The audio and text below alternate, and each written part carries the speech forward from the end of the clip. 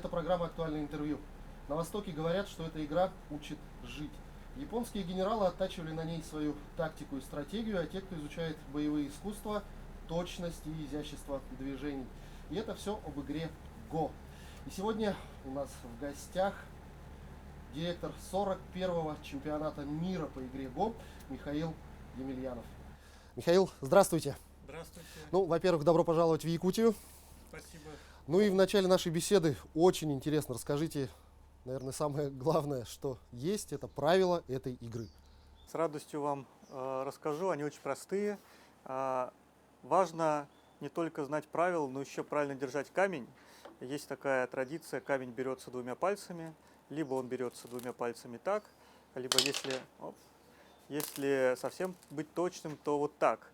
Это у нас камни скользкие, загата, поэтому сразу может быть не получаться, поэтому можете держать его так. У нас всего 3 правила. Первое правило касается того, как камни на доску ставятся и появляются. Игра начинается с пустой доски, и это очень сильно отличает Го от шахмат, где у нас уже стоят фигуры, и от шашек, в которые мы все хорошо умеем играть.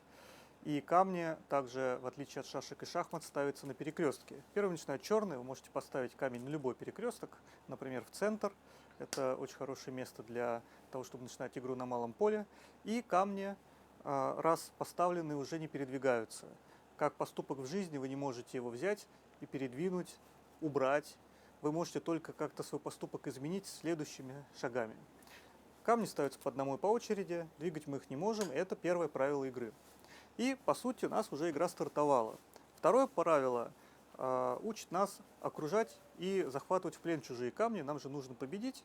А цель игры, в отличие от известных нам игр, не съедение фишек, не съедение камней, а создание пространств, создание территорий. Поэтому эту игру еще называют игрой императоров. Она учит создавать государство. Здесь сейчас мы еще территории не видим, мы только начали их заселять, эту землю. И для того, чтобы понять, а как бороться, как получить больше территории, надо уметь чужие камни окружать и убирать. Для этого я сейчас нарушу правила, я поставлю несколько белых камней подряд. У камня, стоящего на доске, есть ограниченная сила, она называется дыхание. И так говорят, что камни умирают в год удушья. Такая красивая метафора. Если мы представим себе это как озеро, то вот эти вот дорожки, как реки, впадающие в это озеро. Если мы перекроем с 4 сторон все реки, то озеро высохнет. Так обычно Го объясняют детям. Это очень простой пример. Так вот, если мы поставим 4 камня вокруг вашего по очереди, конечно же, вы должны отвечать и мешать себя окружать. Но предположим, что вы играете в других местах. Сейчас ваш ход. И вот мы так по очереди окружаем камни.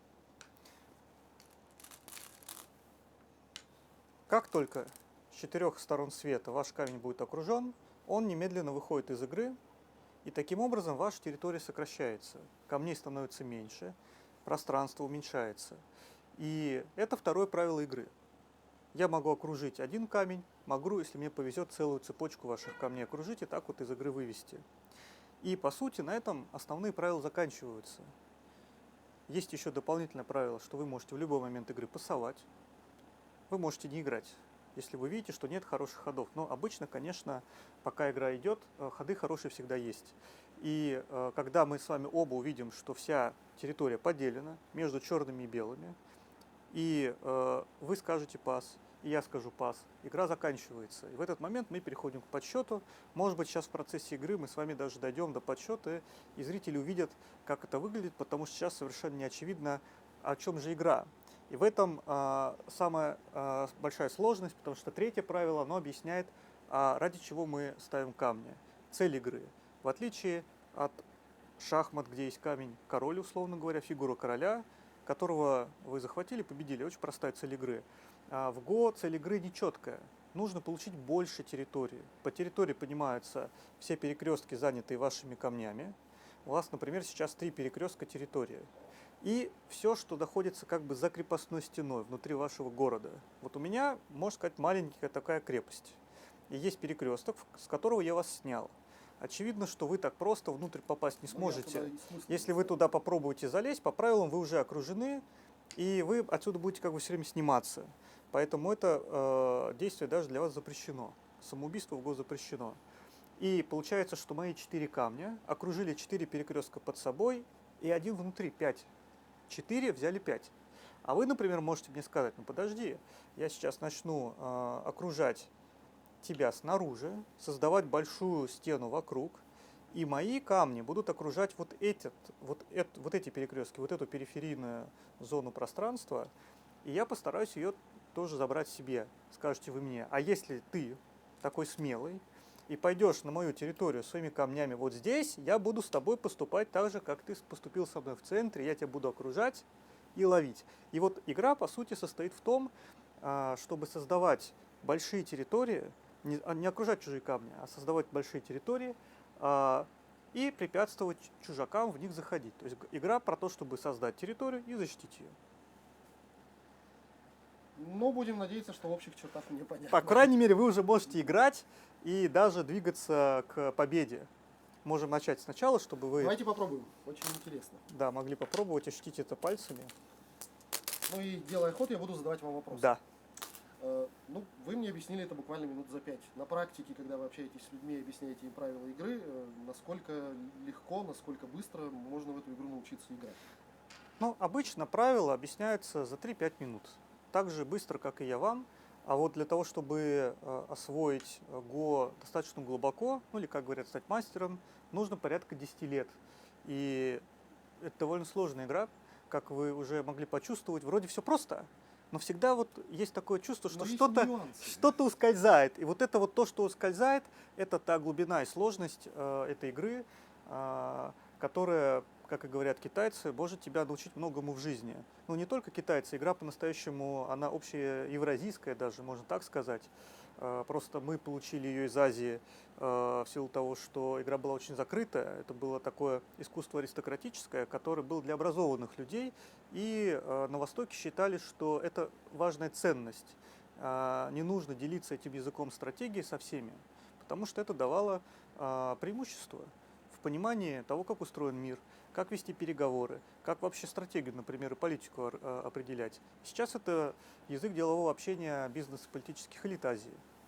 Ну, вы мне объяснили это буквально минут за 5. На практике, когда вы общаетесь с людьми и объясняете им правила игры, насколько легко, насколько быстро можно в эту игру научиться играть? Ну, обычно правила объясняются за 3-5 минут. Так же быстро, как и я вам. А вот для того, чтобы освоить Го достаточно глубоко, ну или, как говорят, стать мастером, нужно порядка 10 лет. И это довольно сложная игра, как вы уже могли почувствовать. Вроде все просто, но всегда вот есть такое чувство, что что-то ускользает. И вот это вот то, что ускользает, это та глубина и сложность этой игры, которая, как и говорят китайцы, может тебя научить многому в жизни. Ну, не только китайцы, игра по-настоящему, она общеевразийская даже, можно так сказать. Просто мы получили ее из Азии в силу того, что игра была очень закрытая. Это было такое искусство аристократическое, которое было для образованных людей. И на Востоке считали, что это важная ценность. Не нужно делиться этим языком стратегии со всеми, потому что это давало преимущество в понимании того, как устроен мир, как вести переговоры, как вообще стратегию, например, и политику определять. Сейчас это язык делового общения бизнес-политических элит Азии. Будем сейчас выяснять, правильно ли я понял стратегию. Ну, главная цель игры мы выяснили, это захват территории как можно больше, но все-таки это больше игра или это все-таки больше философия? Здесь вот можно ли найти какой-то баланс? Вот это интересный вопрос, потому что в одни эпохи это была больше философия, сейчас мы скорее бы сказали, что это такая суперпопулярная игра, в которую играют миллионы людей по всему миру, и оно всегда вот так вот качается в ту или иную сторону. В России, например, Го ценят именно вот за эту ее философскую глубину. Например, в Европе и в Америке это игра, в которую играют, соревнуются. Для них это больше спорт, и так они это понимают. Китай – это образование, это обучение детей. Япония – это такая вот культура общения бизнесменов. В Корее Го играют практически все. Игра популярнее, чем футбол, что звучит просто удивительно, но это действительно так. И получается, что это две таких больших чаши, вот как у нас есть белая и черная, где вот есть игра, есть философия, и оно одно без другого потеряет свой шарм и свою красоту. Потому что очень удивительно и интересно изучать философию через игру. Когда ты учишься думать, играя. Ваш ход. Мой ход.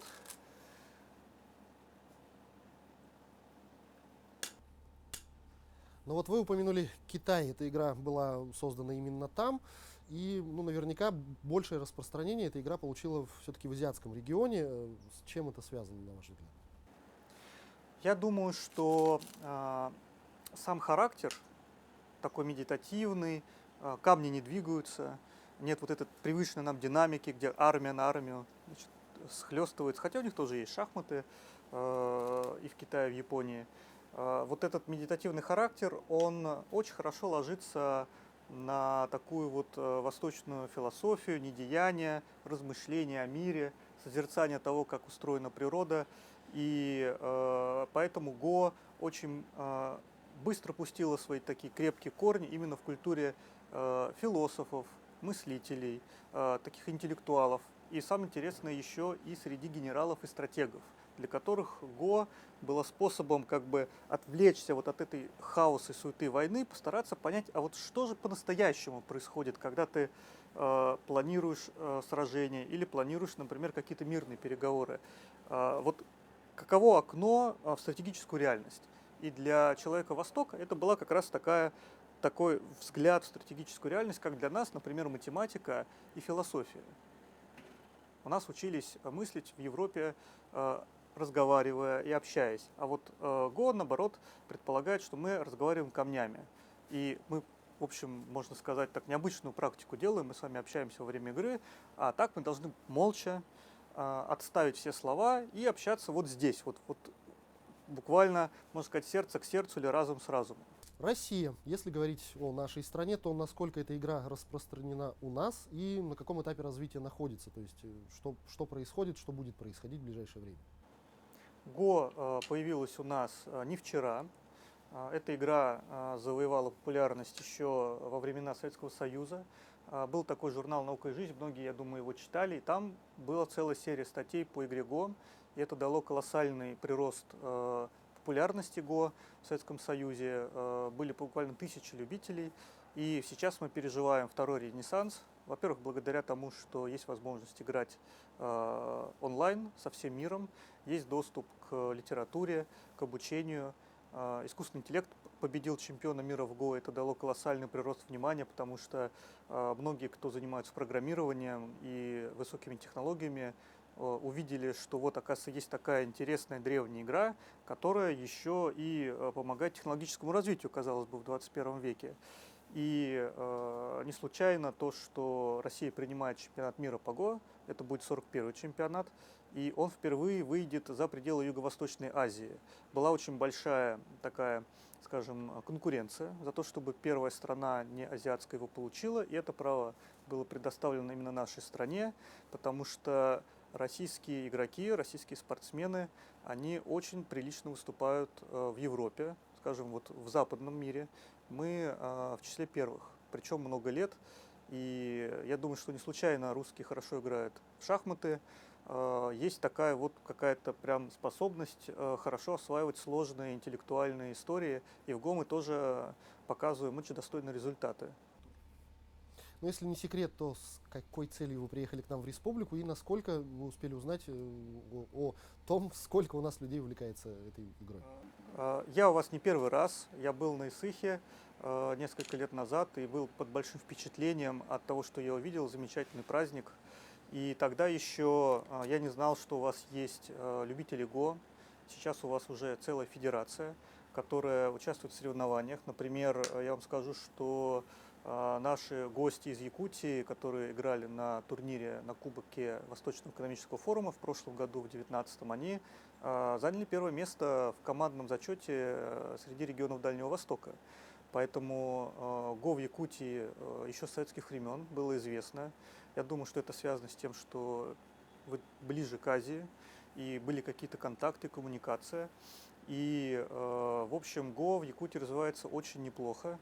И это в том числе благодаря тому, что нас поддерживает и правительство, и глава республики, между прочим, вошел в организационный комитет чемпионата мира. У нас несколько глав регионов состоят, и это очень важно, потому что тогда мы поддерживаем ГО не только снизу, с уровня любителей, которые играют, которые учатся сами, учат своих детей, но и на уровне политиков, что позволяет нам выстраивать коммуникацию с политиками в Азии, для которых ГО – это прямой инструмент общения.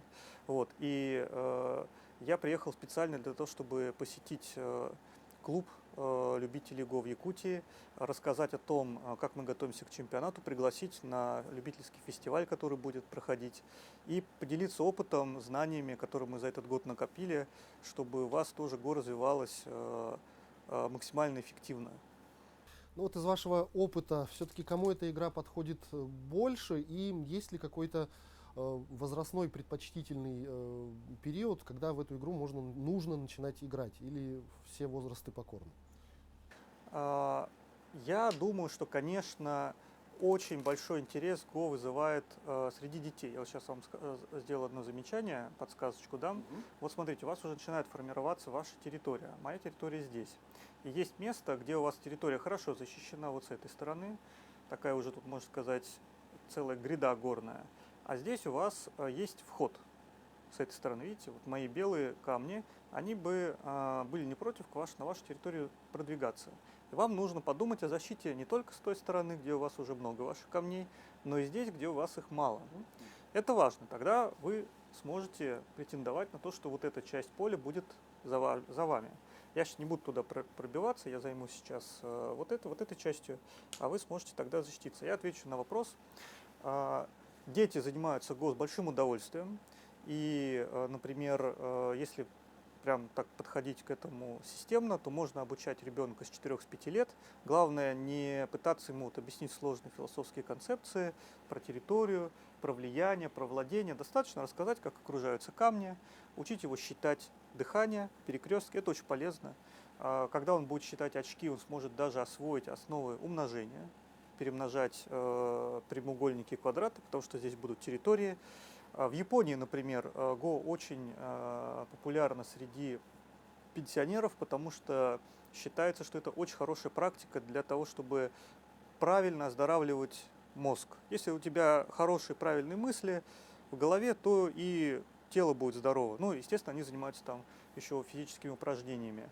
Поэтому получается, что у нас от детей до стариков, но, конечно, наибольшую популярность ГО получает среди взрослого поколения вот нашего с вами возраста, особенно если мы говорим про Европу, про Россию, это вот наш возраст, потому что многие приходят в ГО в зрелом возрасте. У нас еще не такое распространенное явление, как детские секции. Мы стараемся это исправить. Я знаю, что у вас тоже будут ГО кружки открыты в школах, это очень важно. Ну вот тот чемпионат мира, который вы упомянули, он должен был пройти в этом году во Владивостоке, перенесен из-за пандемии на следующий год. Он пройдет там же, во Владивостоке? Да, мы не меняем место. Мы договорились с организаторами, с Международной Федерацией ГО о том, что мы его переносим на год. Это большая, по-настоящему, большая поддержка. Лучше вот так. Вот вам прям покажу. Потому что тогда я не смогу проскочить на вашу территорию. А здесь я смогу проскочить. Вход остался. Вот, так будет корректно. И мы его проводим теперь в июне 2021 года. Я надеюсь, что отступит уже пандемия, мы сможем принять всех участников со всего мира. Но если, например, будут какие-то ограничения, то мы обеспечим проведение дистанционное, онлайн. То есть у нас в любом случае будет возможность сделать представительный настоящий чемпионат с соблюдением всех регламентов в условиях каких-то ограничений.